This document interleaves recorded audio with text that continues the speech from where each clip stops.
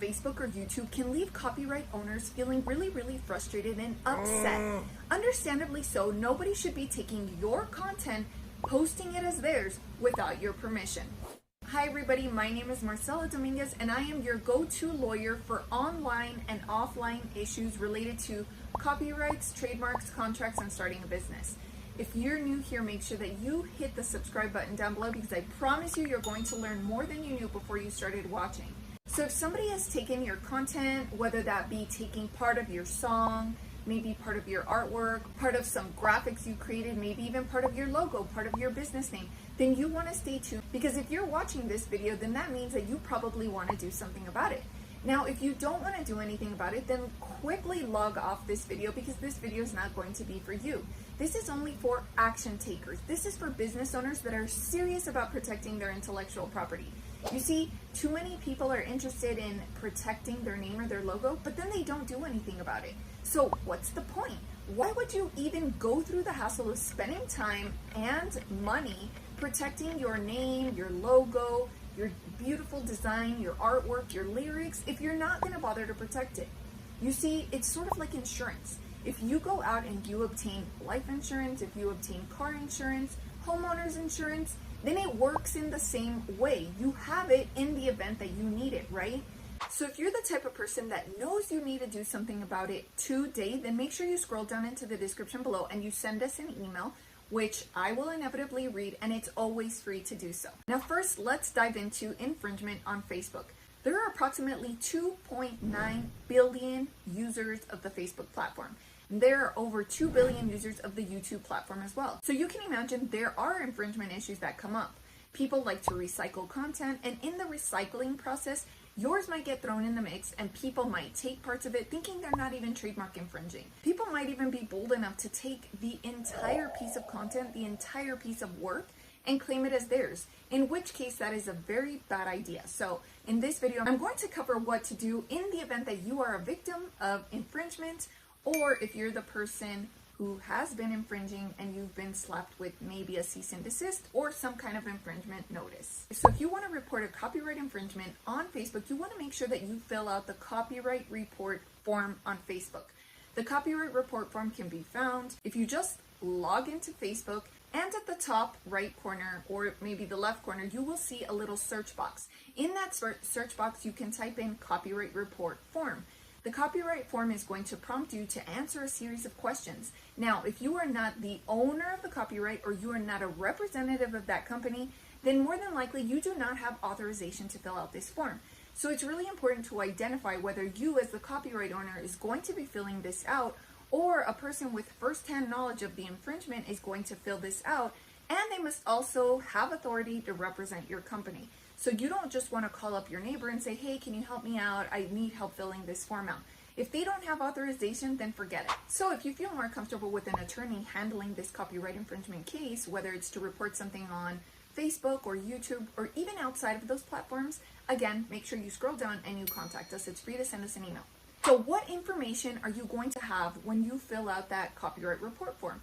Well, they're going to ask you questions like, what is your name? What is your address? What is your email? In which country are you located? And more importantly, you're going to have to tell them, what kind of content are you reporting? Is this going to be a photo? Is this going to be an ad? Is it an image? What is it? You're going to want to make sure that you save the link of the infringing content. So how do you do that? Well, you can either take a screenshot of it with your computer and save it as a PDF. You can also save it as an image. You can also do a screen recording of what it is that you're looking at. So there are different ways in which you can record the content, and you can, keep it saved in your hard drive in the event that content eventually gets deleted, because sometimes people do catch on and they do realize that maybe they shouldn't have posted it. So the link is going to be very important. You want to save the link. Let me say it again. You want to save the link. It's going to be so important to save the link of where you find the infringing content, because you are going to have to share that information with these platforms. Now, the second most important piece of information that you're going to want to include in that copyright report form is how that content infringes on your copyright. How is it infringing on your copyrighted work? Can you prove that this copyrighted content is yours? Do you have a copyright registration? So although you're not going to be required to have a copyright registration, a registration can really work in your favor. But let's say that you've already filed a DMCA takedown notice. Now, if you don't know what a DMCA takedown notice is, make sure that you watch this video right here as a follow-up to this video so that you are a well-versed individual when it comes to copyright infringement claims. So like I said at the beginning of this video, I'm going to cover both sides, whether you're someone who needs to report an infringement or whether you're somebody that needs to defend yourself against a notice of infringement. So what happens if you have posted something inadvertently?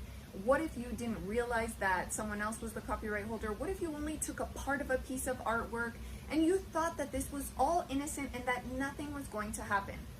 Well, in that situation, you could still possibly committing infringement. You see, people think that, oh, I only took 2 seconds of it. I only took a small part of it. I didn't really take the entire thing, so how can I possibly be committing any type of infringement? And the fact of the matter is that you should consult with an attorney in that situation because you don't know what you don't know, right? And so just because you took a little piece doesn't mean that you're completely innocent, unfortunately, according to the law. Now, if you have received a notice of infringement and you feel like there is no way you could have committed an infringement and you really want to defend yourself against it and you really want your account reinstated or you want that content back up, then there is an appeal process with Facebook. Now, is the appeal process a guarantee that you're going to get it reinstated? It never is, but it's another option for you if you want to get that wiped off your record. Let's say you come across an ad that has infringing content. Well, you can click the 3 little circles and you can highlight the words that say report the ad. Then you will be prompted to describe the reasons why you are reporting the ad. Okay, so what if you're on the receiving end of an infringement notice? What do? Is there anything that you could have done to begin with where you could have avoided being in this situation, the recipient of a copyright infringement notice?